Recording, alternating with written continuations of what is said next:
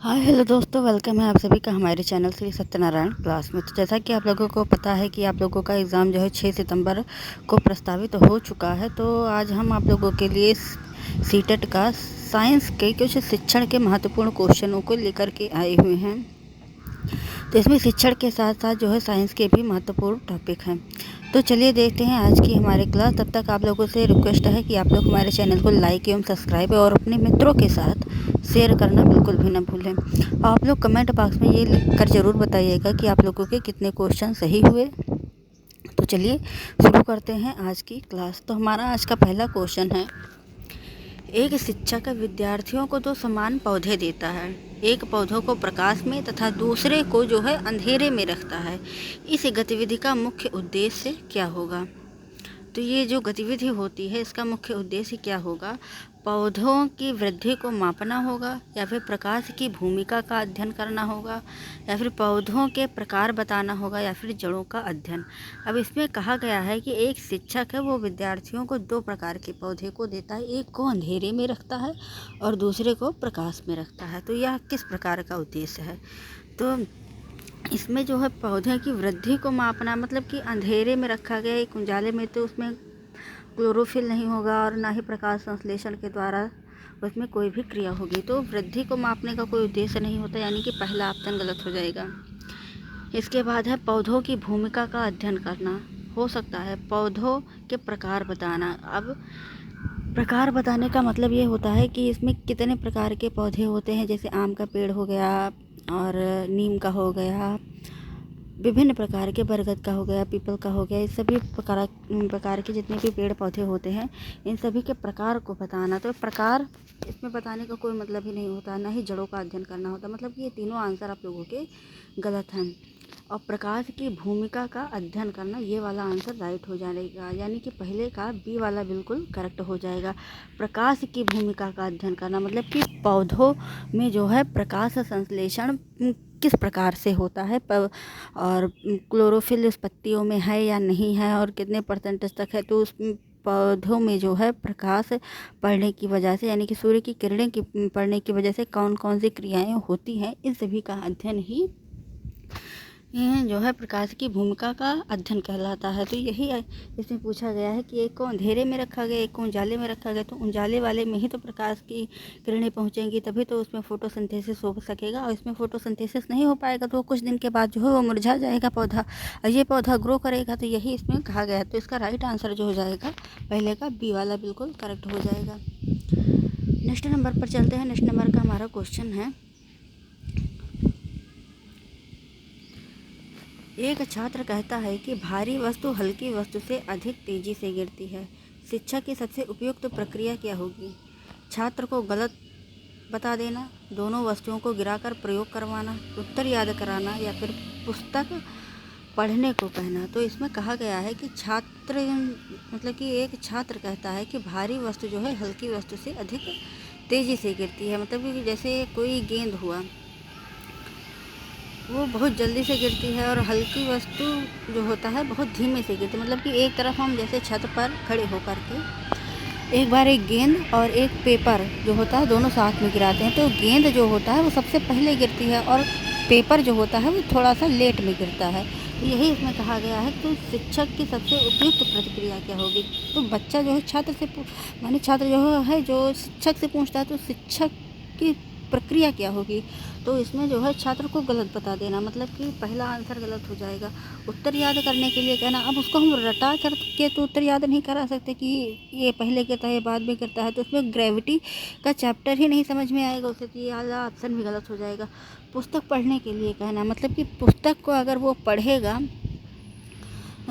तो उसका भी यही आंसर हुआ कि वह रट्टाफिकेशन करेगा, मतलब कि रट कर याद करेगा। तो रट कर हमें बच्चों को नहीं सिखाना है, क्योंकि समावेशी शिक्षा के अंतर्गत हम बच्चे को रट कर नहीं बल्कि एक कॉन्सेप्चुअल उसे समझाने की कोशिश करते हैं, जिसमें बच्चे को उसके सृजनात्मकता के क्षेत्र में विकास होता है, और बच्चे को जो है क्रिएटिविटी के माध्यम से, क्योंकि बच्चे को जो है नन्हा वैज्ञानिक कहा गया है। बच्चा जब तक स्वयं से करके नहीं सीखेगा उसको इस चीज़ याद नहीं रह पाएगी, क्योंकि रट कर याद करने से कुछ दिन के बाद वह भूल जाता है।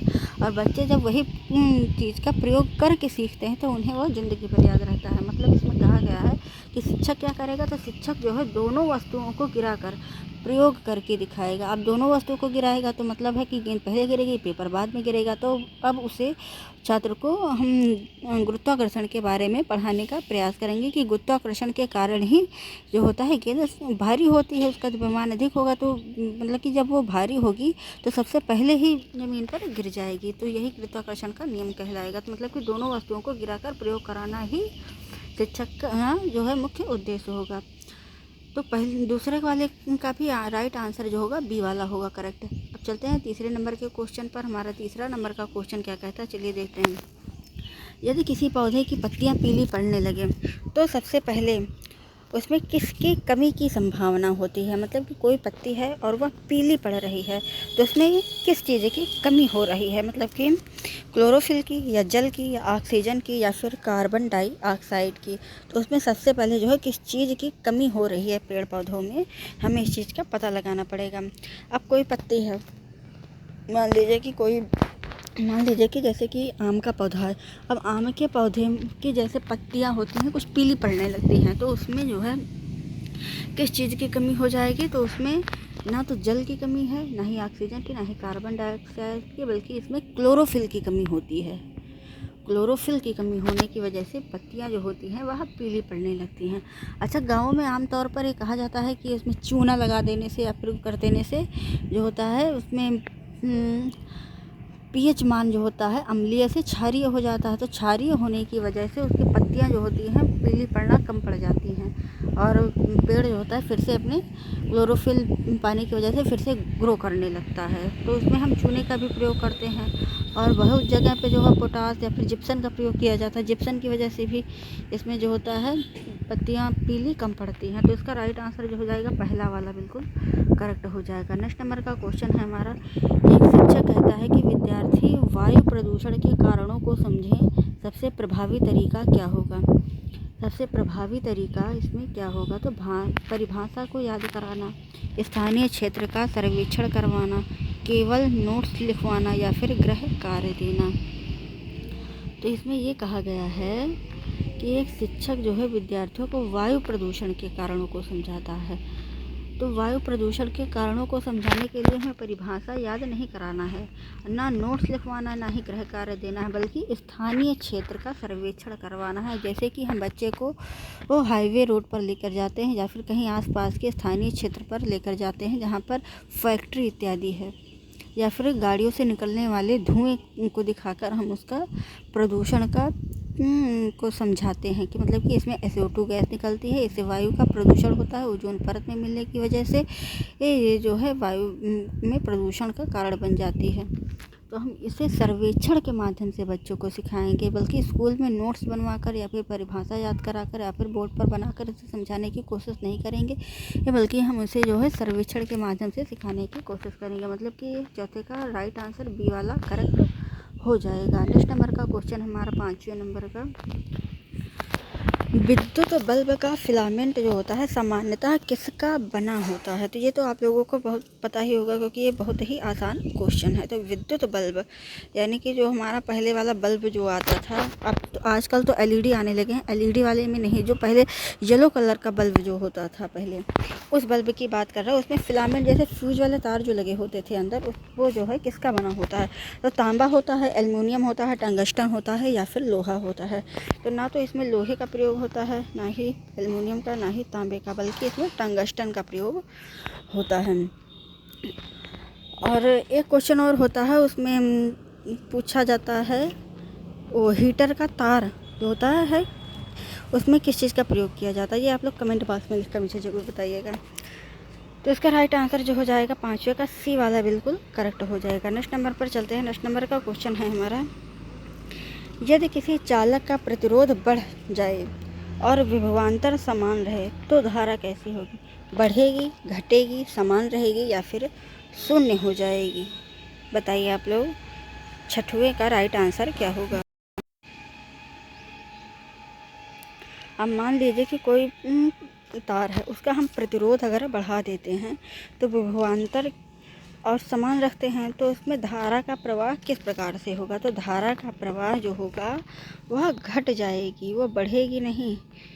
इसके में धारा का प्रवाह जो होता है मतलब कि इलेक्ट्रिक करंट जो होता है वह घट जाएगा, धीरे धीरे जाने लगेगा। तो इसका राइट आंसर जो हो जाएगा बी वाला हो जाएगा। बढ़ेगी नहीं, समान भी नहीं रहेगी और शून्य भी नहीं होगी, क्योंकि उसमें करंट तो जाएगा लेकिन कितना जाएगा, वो घट कर जाएगा, मतलब पहले के इतना ऊंचे नहीं जाएगा, वो कम मात्रा में जाएगा। तो राइट आंसर 6 का बी वाला करेक्ट हो जाएगा। 7वें नंबर पर चलते हैं, देखते हैं 7वां क्या कहता है। 7वां कहता है विज्ञान कक्षा में क्यों और कैसे प्रकार के प्रश्न पूछने का उद्देश्य क्या होगा।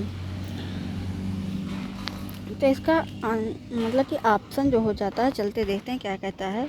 रटने की क्षमता बढ़ाना, उच्च स्तरीय चिंतन का विकास करना, या फिर समय व्यतीत करना, या अनुशासन बनाए रखना। तो इसका में जो है राइट आंसर क्या हो जाएगा, मतलब कि क्यों और कैसे वाले क्वेश्चन जो होते हैं, मतलब कि ये अपसारी चिंतन की बात कर रहा है।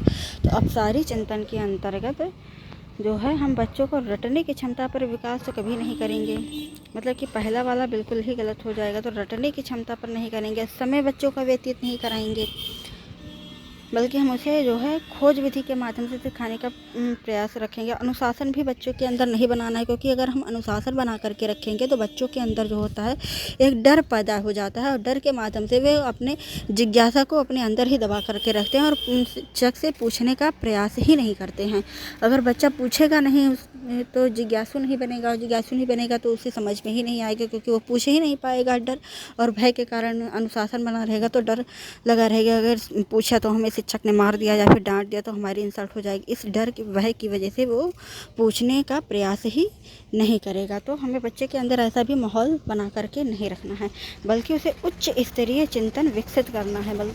उसमें तो मतलब क्रिएटिविटी के माध्यम से हम उसको सिखाने की कोशिश करेंगे, और उसके तार्किक क्षमता को, औपचारिकता की क्षमता को हम उसमें बढ़ाने का प्रयास करेंगे, बच्चे को जिज्ञासु बनाने का प्रयास करेंगे, जिससे बच्चे में उच्च स्तरीय चिंतन की क्षमता जो है विकसित हो सके। मतलब कि हम उसके माइंड को थोड़ा तार्किक लेवल पर करने की कोशिश करेंगे, कि जैसे होता है कि पीपल के वृक्ष में जो है रात में और दिन में दोनों प्रकार में ही जो है ऑक्सीजन का तारण होता है, मतलब कि ऑक्सीजन ही निकलती है पीपल के वृक्ष में दिन और रात में दोनों में ही। जबकि नीम के पौधों में ऐसा नहीं होता, आम के पौधों में भी ऐसा नहीं होता है, क्योंकि इसमें दिन में ही निकलते हैं, लेकिन रात में जो होता है पीपल के वृक्ष में दिन और रात दोनों में ही समान मात्रा में ही ऑक्सीजन निकलता है। जबकि इस वाले पौधे में ऑक्सीजन दिन में निकलता है और कार्बन डाइऑक्साइड रात में निकलता है। तो इसमें जो होता है उल्टा हो जाता है। तो इसी बच्चे के अंतर्गत ये ऐसा क्यों होता है, यही समझाने के लिए हम कैसे और क्यों वाले क्वेश्चन बच्चों को कराएंगे।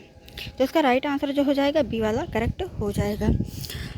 आप लोगों से निवेदन है कि आप लोग हमारे चैनल को जो है सब्सक्राइबर करिए। आप लोग हमारे चैनल को सब्सक्राइब करके जो है 100 तक तो कम से कम पहुंचा दीजिए। हम आप लोगों के लिए इतनी मेहनत कर रहे हैं, आप लोगों के लिए इतने अच्छे अच्छे क्वेश्चन ढूंढ करके लाते हैं कराने के लिए। आप लोग हमारा एक छोटा सा काम कर दीजिए कि हमारे चैनल को लाइक और सब्सक्राइब ज़रूर कर दीजिए। चलते हैं नेक्स्ट क्वेश्चन की ओर। नेक्स्ट क्वेश्चन है हमारा, प्रकाश संश्लेषण का मुख्य उत्पाद क्या होता है। तो प्रकाश संश्लेषण का मुख्य उत्पाद जो होता है ऑक्सीजन और ग्लूकोज, कार्बन डाइऑक्साइड, जल या फिर नाइट्रोजन।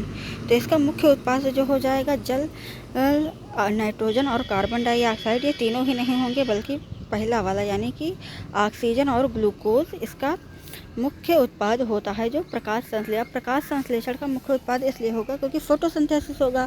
अब हरे पेड़ पौधों में अगर हम पानी डालेंगे तो उसमें प्रकाश संश्लेषण के माध्यम से जल, मतलब कि ऑक्सीजन और ग्लूकोज इसमें बनेगा फोटोसिंथेसिस के माध्यम से। तो यही इसमें मुख्य उत्पाद क्या होगा, तो ऑक्सीजन और ग्लूकोज। ऑक्सीजन का जो है निष्कासन करेगा और ग्लूकोज से उसे अपना भोजन बनाने के लिए, परपोषी होने के लिए ये वर्क करेगा। तो मतलब इसका राइट आंसर जो हो जाएगा पहला वाला करेक्ट हो जाएगा। नेक्स्ट नंबर के क्वेश्चन पर चलते हैं। नेक्स्ट नंबर का क्वेश्चन है हमारा 9वां नंबर, देखते हैं।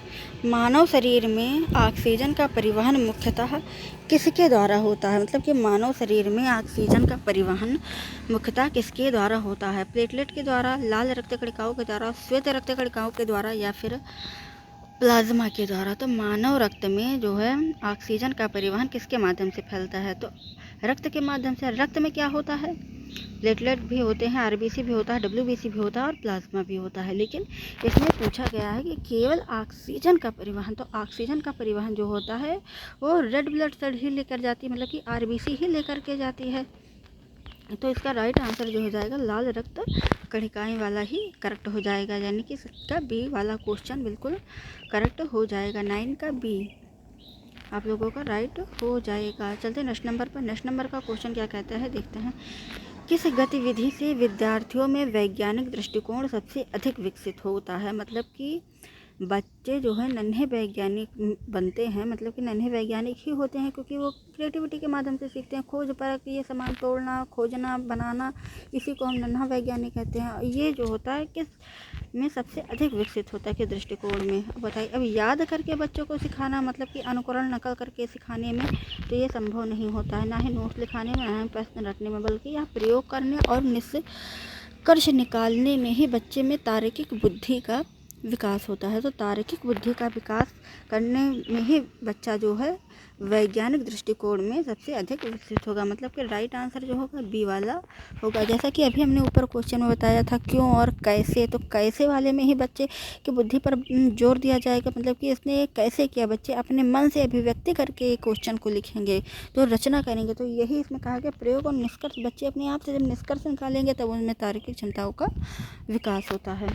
तो इसका राइट आंसर जो हो जाएगा बी वाला बिल्कुल करेक्ट हो जाएगा। नेक्स्ट नंबर यानी कि 11वें नंबर के क्वेश्चन पर चलते हैं। अम्ल और क्षार की अभिक्रिया से क्या बनता है? गैस, लवण, जल या फिर केवल जल या फिर केवल लवण? क्या बनता है अम्ल या क्षार की प्रक्रिया से? तो इस पर यह कहा गया है कि अम्ल और क्षार की अभिक्रिया से क्या बनेगा। अब चलिए देखते हैं क्या बनता है। गैस बनता है, लवण, जल या फिर केवल जल या फिर केवल लवण। तो केवल वाले क्वेश्चन ऐसे ही गलत होते हैं, निगेटिव वर्ड होते हैं। तो केवल जहाँ पर भी आप लोग देखिए इसे फटाक से काट दीजिए।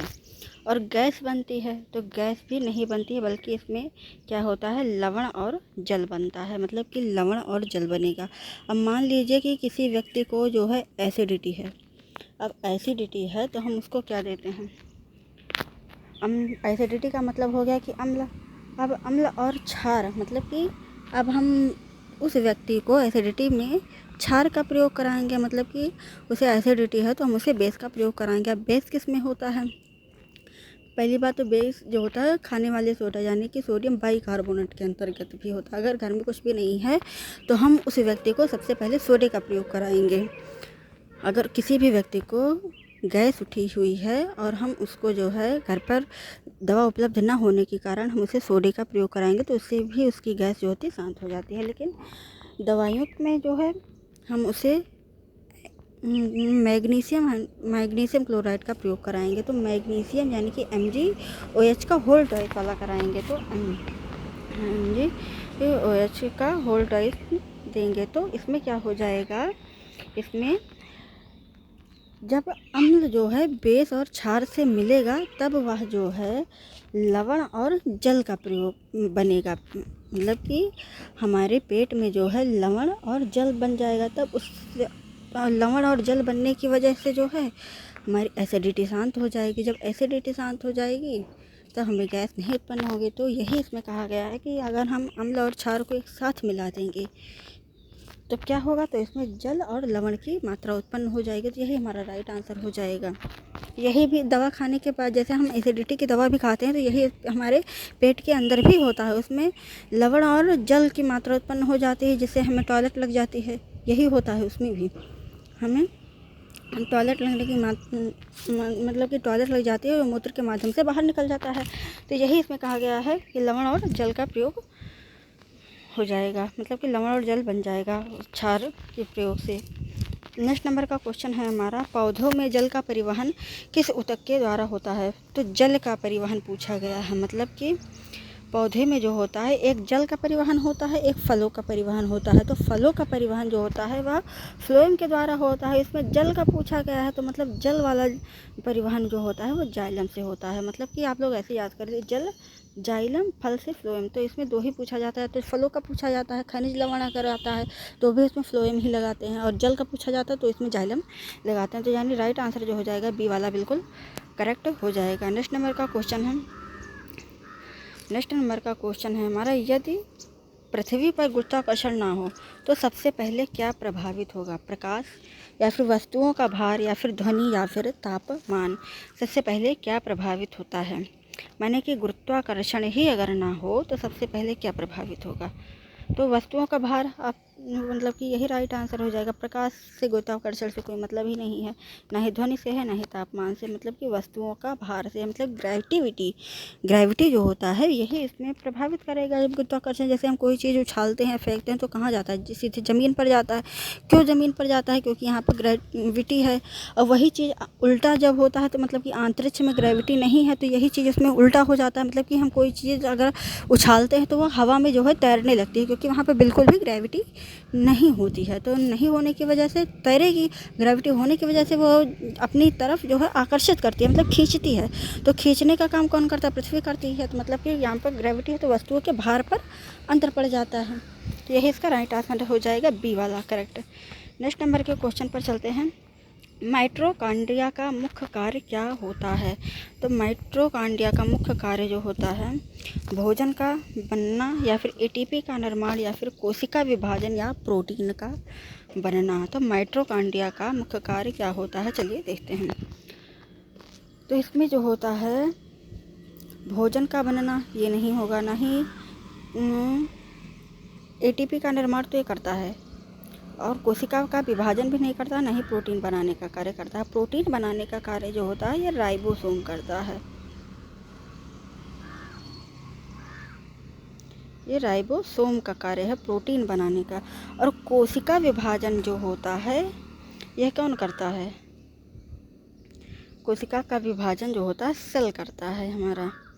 तो सेल मतलब कि सेल थ्योरी आप लोगों ने पढ़ी होगी, तो सेल थ्योरी के अंतर्गत ही कोशिकाओं का विभाजन होता है।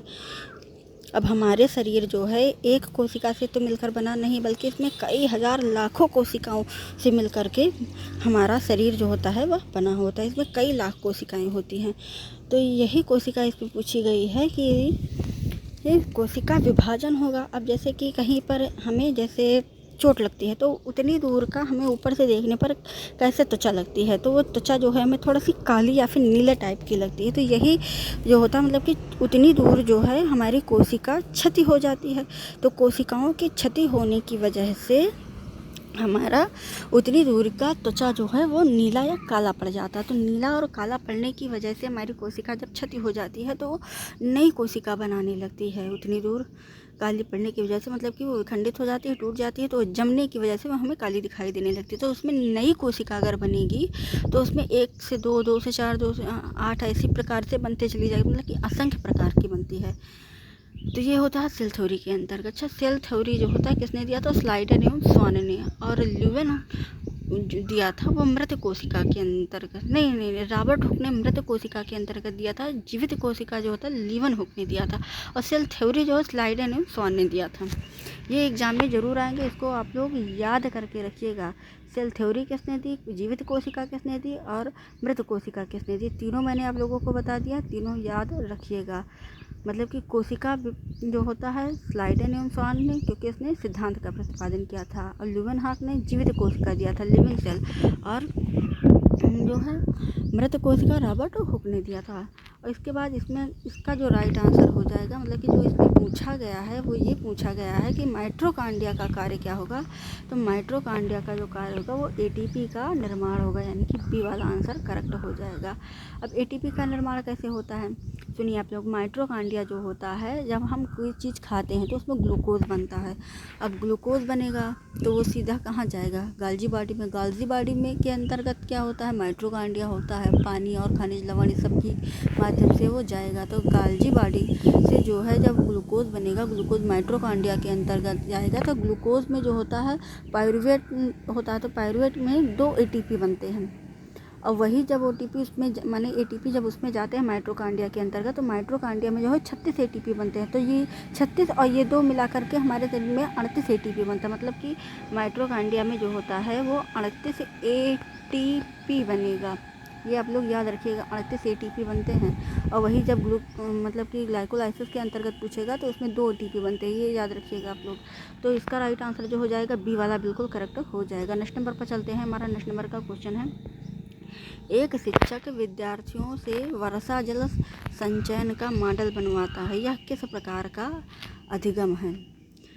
रटकर सीखना, गतिविधि आधारित अधिगम, या फिर व्याख्यान विधि, या फिर केवल मूल्यांकन विधि? बताइए क्या हो जाएगा। अभी हमने बताया था केवल वाले क्वेश्चन वैसे भी नेगेटिव होते हैं, रटकर सीखना भी नेगेटिव होता है। अब किसी चीज़ का हम व्याख्या करेंगे यह भी नेगेटिव होगा, बल्कि वर्षा जल संचयन का मॉडल प्रस्तुत करता है, बनवाता है, मतलब कि हम वर्षा के जल को किस प्रकार से संचित करते हैं, हम उसे स्टोर कैसे करते हैं, ये कराना है। तो वो गतिविधि आधारित के माध्यम से सिखाएगा, मतलब करके सिखाएगा ही, करके विद्यार्थियों को सिखाएगा कि हम इसे कैसे स्टोर करेंगे। कहीं पर मतलब कि पोखरण को खुदवा कर, सगरा बनवा कर, या फिर उसे किसी टैंकर या उसमें स्टोर करा करके इस प्रकार से वो संचय करेगा। तो कैसे करेगा? करके ही करेगा, ना कि कॉपी पेंसिल या फिर नोट्स या फिर व्याख्या के माध्यम से करेगा, बल्कि इसे करके करेगा। 15 नंबर का बी वाला आंसर बिल्कुल करेक्ट हो जाएगा। नेक्स्ट नंबर पर चलते हैं। ध्वनि निर्वात में क्यों नहीं चलती है? प्रकाश नहीं होता है, माध्यम नहीं होता है, ताप कम होता है, या फिर गुरुत्वाकर्षण नहीं होता है? तो देखते हैं इसका राइट आंसर क्या हो जाता है। चलिए, तो ध्वनि जो होती है वह निर्वात में नहीं चलती है। ध्वनि किस में चलती है बताइए आप लोग? ठोस, द्रव और गैस में, जबकि निर्वात में नहीं होती है। तो मतलब ठोस में ये सबसे पहले किस में होती है? ठोस में, फिर द्रव में, फिर गैस में, ठीक, इसी में ये चलती है। तो ये आप लोगों का कॉन्सेप्ट है। तो इसमें निर्वात में वह नहीं चलती है, यही इसमें कहा गया है कि निर्वात में नहीं चलती है। क्यों नहीं चलती है? क्योंकि इसमें जो होता है चलने का माध्यम नहीं होता है। तो इसका राइट आंसर जो हो जाएगा वो बी वाला बिल्कुल करेक्ट हो जाएगा, क्योंकि इसमें माध्यम नहीं होता है। जब तक माध्यम नहीं होगा तब तक वह निर्वात में नहीं चल पाएगी। चलते हैं नेक्स्ट नंबर के क्वेश्चन पर। एक विज्ञान शिक्षक मूल्यांकन का मुख्यतः किस लिए करता है? मतलब कि एक विज्ञान शिक्षक मूल्यांकन का उपयोग मुख्यतः किस लिए करता है? अंक देने के लिए, अधिगम में सुधार के लिए, या फिर दंड देने के लिए, या फिर तुलना करने के लिए, या किस में करता है? तो इसका राइट आंसर चलिए देखते हैं। राइट आंसर क्या हो जाएगा कि अंक देने के लिए वह नहीं करता है, ना ही दंड देने के लिए, ना ही तुलना करने के लिए। बच्चों के अंतर्गत तो हम तुलना नहीं कर सकते, ना ही उसे ग्रेडिंग दे सकते हैं, ना ही उसे अंक दे कर सकते हैं। मतलब कि ये बच्चा कमज़ोर है, या फिर ये बच्चा, इस बच्चे को अधिक आता है, ये प्रतिभाशाली है, ये मंदबुद्धि, बच्चे के अंतर्गत ये नहीं कर सकते हैं, क्योंकि सभी बच्चे एक समान होते हैं, सभी बच्चे प्रतिभाशाली होते हैं। हमें यही मान करके चलना होता है कि समावेशी शिक्षा के अंतर्गत सभी बच्चों को समान दृष्टि दी गई है। मतलब कि इसका राइट आंसर जो हो जाएगा अधिगम में सुधार के लिए होगा, ना दंड देने के लिए, ना तुलना करने के लिए, ना ही अंक देने के लिए। मतलब कि मूल्यांकन शिक्षक क्यों करेगा? बच्चे ने क्या सीखा है, कितना सीखा है, कैसे सीखा है, और कहाँ पर वह त्रुटियाँ कर रहा है, इस चीज़ को पता लगाने के लिए शिक्षक जो होता है मूल्यांकन करता है। मतलब कि अधिगम में, मतलब कि उसके समझ में, उसके ज्ञान में सुधार करने के लिए जो होता है शिक्षक मूल्यांकन करता है। तो इसका राइट आंसर जो हो जाएगा अधिगम में सुधार के लिए, यानी बी वाला करेक्ट हो जाएगा। नेक्स्ट नंबर पर चलते हैं। 18 नंबर वाला क्वेश्चन देखते हैं क्या कहता है। सौर ऊर्जा का सबसे बड़ा लाभ क्या होता है? तो सौर ऊर्जा यानी सूरज की रोशनी से सबसे बड़ा प्रभाव क्या होगा? यह महंगी है, ये तो फ्री ऑफ कॉस्ट है, क्योंकि सभी के लिए है। नवीनीकरणीय एवं प्रदूषण रहित है, केवल दिन में उपयोग होती है, सीमित मात्रा में उपलब्ध है। और सूर्य का प्रकाश सभी के लिए उपलब्ध है, तो यह सीमित मात्रा में उपलब्ध तो है नहीं, ये आंसर गलत हो जाएगा। महंगी भी नहीं है, क्योंकि ये फ्री ऑफ कॉस्ट है, सभी के लिए है। और नवीनीकरणीय एवं प्रदूषण रहित है, ये बात तो सही है। और केवल दिन में प्रयोग होती है, हाँ रात में नहीं होती है, लेकिन दिन में होती है। लेकिन कई ऐसे हमारे देश हैं जहाँ पर दिन और रात दोनों में ही होती है, जैसे कि नॉर्वे, यहाँ पर दिन और रात दोनों में हो जाती है। लेकिन इसमें पूछा गया है कि सबसे बड़ा लाभ क्या है? यह नवीकरणीय एवं प्रदूषण रहित है, क्योंकि इसमें प्रदूषण बिल्कुल भी नहीं है। तो इसका राइट आंसर जो हो जाएगा बी वाला करेक्ट हो जाएगा। नेक्स्ट नंबर पर चलते हैं। 19वां नंबर का क्वेश्चन क्या कहता है। यदि किसी पौधे की जड़ को ऑक्सीजन न मिले तो सबसे पहले कौन सी प्रक्रिया होगी? प्रकाश संश्लेषण, सबसे पहले कौन सी प्रक्रिया जो है प्रभावित होगी? प्रकाश संश्लेषण, श्वसन, या फिर वाष्पोत्सर्जन, या फिर परागण? अब मान लीजिए कि इसमें ये कहा गया है कि यदि किसी पौधे को ऑक्सीजन न मिले, मतलब कि मान लीजिए कि कोई जीव है, हम जैसे मनुष्य को ही ले लीजिए कि ऐसे कोई जीव है और इसमें जो है ऑक्सीजन ना मिले। अब आप लोगों को मान लीजिए कि ऑक्सीजन नहीं मिलता है, तो क्या प्रभावित होगा? तो प्रकाश संश्लेषण तो होगा नहीं प्रभावित ऑक्सीजन से प्रकाश, क्योंकि प्रकाश संश्लेषण होगा तो ऑक्सीजन तो खुद ही निकाल लेगा, पेड़ पौधे अगर होंगे तो ऑक्सीजन तो खुद ही निकाल लेंगे, तो इसकी आवश्यकता नहीं होगी। श्वसन देखते हैं हम, वाष्पोत्सर्जन मतलब कि वाष्पोत्सर्जन से इसका कोई मतलब ही नहीं है। परागण भी नहीं होगा क्योंकि इसमें पॉलिनेशन से कोई मतलब नहीं होता है। तो मतलब प्रभावित कौन सा होगा, तो वह श्वसन ही होगा, क्योंकि हम सांस लेते हैं, सांस में हमें ऑक्सीजन की आवश्यकता होती है, तो यही इसमें प्रभावित होता है। मतलब कि इसका राइट आंसर जो हो जाएगा बी वाला करेक्ट हो जाएगा। ना प्रकाश संश्लेषण होगा, ना वाष्पोत्सर्जन होगा, ना ही परागण होगा। मतलब कि इसका राइट आंसर जो हो जाएगा श्वसन हो जाएगा। अब आप लोगों को ऑक्सीजन नहीं मिलेगी तो क्या प्रभावित होगा, श्वसन होगा। मतलब आप लोग सांस नहीं ले पाएंगे, सांस नहीं लेना ही क्या हो जाएगा, श्वसन हो जाएगा। मतलब कि राइट आंसर जो हो जाएगा बी वाला करेक्ट हो जाएगा। नेक्स्ट नंबर यानी कि 20वें नंबर के क्वेश्चन पर चलते हैं। 20 नंबर का क्वेश्चन हमारा है, सीटेट के अनुसार विज्ञान शिक्षण में सबसे अधिक महत्व किसे दिया जाना चाहिए। अभी हमने बताया था तथ्यों को याद करना, यही नेगेटिव वर्ड होता है। मतलब कि याद नहीं कराना है, केवल वाले गलत होते हैं। गृह कार्य भी नहीं देना, बल्कि बच्चों में जिज्ञासा, अवलोकन और समस्या समाधान को उत्पन्न करना होता है। मतलब कि राइट आंसर जो हो जाएगा बी वाला बिल्कुल करेक्ट हो जाएगा। अब बच्चे के अंदर जिज्ञासा उत्पन्न होगी, अवलोकन होगा, समस्या समाधान होगा, तभी वो बच्चा करके सीखने पर बल देगा, नन्हा वैज्ञानिक बनेगा। तभी वो जो है तार्किक, उसमें बुद्धि का विकास हो जाएगा। तो इसका राइट आंसर बी वाला बिल्कुल करेक्ट हो जाएगा। नेक्स्ट नंबर पर चलते हैं। आप लोगों को हमारी क्लास कैसी लगी और आप लोगों को कितने क्वेश्चन सही है, आप लोग कमेंट बॉक्स में लिखना बिल्कुल भी मत भूलिएगा। हमारे चैनल को फटाफट लाइक और सब्सक्राइब जरूर कर लीजिएगा, अपने मित्रों के साथ करना बिल्कुल भी मत भूलें। नेक्स्ट नंबर पर चलते हैं। नेक्स्ट नंबर का क्वेश्चन है, एक विज्ञान शिक्षक विद्यार्थियों को विभिन्न पदार्थों को पानी में मिलाकर उनकी घुलनशीलता जांचने के लिए कहता है। यह किस विधि का मुख्य उद्देश्य, मतलब इस गतिविधि का मुख्य उद्देश्य क्या होगा। तथ्यों को याद कराना। अब वही बात फिर से हो गई कि मतलब कि याद कहाँ कराएंगे बच्चों को। अवलोकन, जांच के कौशल विकसित करना, यही राइट आंसर होगा। नीचे पढ़ने की ज़रूरत ही नहीं है। मतलब कि अवलोकन करेगा, जांच करेगा। अब मान लीजिए कि कोई बच्चा है, वो नींबू और चीनी का शरबत बना रहा है, तो पानी में घुलनशीलता की जांच के लिए जो है क्या मिलाएगा, चीनी मिलाएगा, नींबू मिलाएगा। इसके बाद देखेगा कि इसमें क्या घुला और क्या नहीं घुलेगा। अब उसी में अगर वो उसने एक बूंद तेल डाल दिया तो तेल जो होता है वो तैरेगा, ना कि घुलेगा। तो यही इसमें कहा गया है कि कौन कौन सी चीज़ें तैरती हैं, कौन कौन सी चीज़ें घुल जाती हैं। यही इसमें अवलोकन में पूछा गया है। मतलब कि जांच की विधि से वो क्या करेगा, तो वो अवलोकन करेगा, जांच करेगा और कैसे घुलती है ये चीज़ देखेगा। मतलब राइट आंसर बी वाला बिल्कुल करेक्ट हो जाएगा। नेक्स्ट नंबर यानी 22वें नंबर के क्वेश्चन पर चलते हैं। 22वां नंबर क्वेश्चन हमारा कहता है, यदि किसी पौधे को कई दिनों तक अंधेरे में रखा जाए तो सबसे पहले किस प्रक्रिया पर प्रभाव पड़ेगा। वाष्पोत्सर्जन पर, प्रकाश संश्लेषण पर, श्वसन पर, या फिर खनिज अवशोषण पर। अब फिर से वही बात इसमें पूछी गई है। मतलब कि अंधेरे में रखा जाए या फिर उजाले में रखा जाए, जैसा कि ऊपर वाले क्वेश्चन में मैंने भी बताया था। तो इसमें राइट आंसर जो हो जाएगा वह प्रकाश संश्लेषण पर करेगा। अब अंधेरा है, धूप की किरणें उस पर जा नहीं रही हैं, तो मतलब कि इसका राइट आंसर जो हो जाएगा वो पहला वाला करेक्ट हो जाएगा। वाष्पोत्सर्जन नहीं होगा, ना ही श्वसन होगा, ना ही अवशोषण होगा, बल्कि प्रकाश संश्लेषण ही इसका राइट आंसर हो जाएगा। नेक्स्ट नंबर पर चलते हैं। 23वां नंबर क्वेश्चन देखते हैं क्या कहता है। निम्नलिखित में से कौन सा कथन वैज्ञानिक दृष्टिकोण को सबसे अच्छी तरीके से दर्शाता है। तो इसका ऑप्शन चलिए पढ़ते हैं। ऑप्शन में क्या कहा गया है कि बिना जांच के निष्कर्ष को स्वीकार करना, प्रमाण के आधार पर निष्कर्ष निकालना, केवल शिक्षक की बात मान लेना, या फिर परंपरागत मान्यता का पालन करना।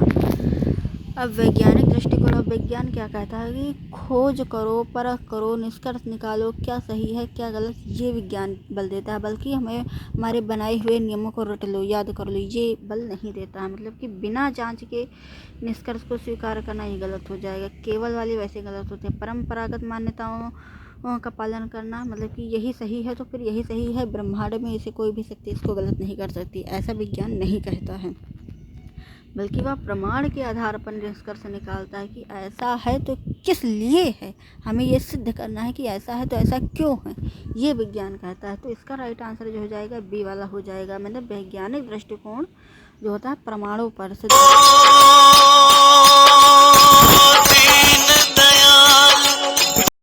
तो हमारा राइट आंसर जो हो जाएगा बी वाला बिल्कुल करेक्ट हो जाएगा।